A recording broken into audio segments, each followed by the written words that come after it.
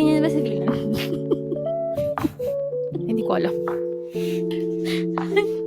Pero, mayroon bang guys sa Finland na maamoy? Meron. Like, anong klase? Kasi malamig dyan, di ba? Pinagkaiba Kasi- yung malamig dito or yung Like, for example, ano yung distinct na amoy nila kapag maamoy sila? Kasi di ba sa India, alam mo yung amoy nila kasi distinct yung amoy ng pagkain nila eh. Yun din yung amoy nila. How about sa Finland? May ganun. Nakaka-relate ako dito kasi yung isang nakadate ko, diba ganun? Ano siya? Ano? May amoy nga siya. Si Teka lang, Kuya. sino Pero yun? yung amoy niya is, Parang ano yun? Hoy.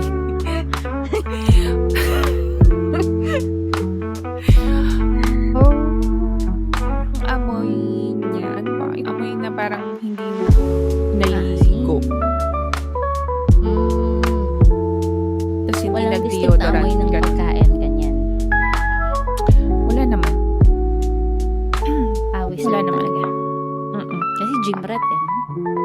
Oo, awis tapos yung amoy ng na hindi nag-deodorant, amoy kilikili na alam mo, awis, ganon. Okay.